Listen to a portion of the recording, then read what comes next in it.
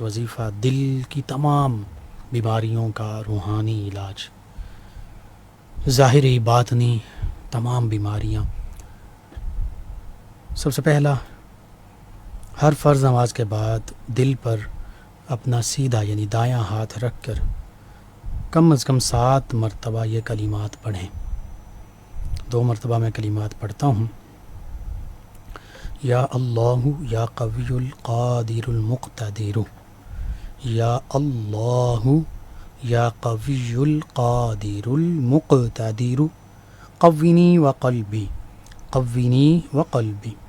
اے اللہ، اے تمام طاقتوں والے، تمام قدرتوں والے، تمام چیزوں پر ہر طرح کی قدرت رکھنے والے سب سے اعلیٰ ہستی، تو مجھے بھی طاقت عطا فرما، میرے دل کو بھی طاقت عطا فرما۔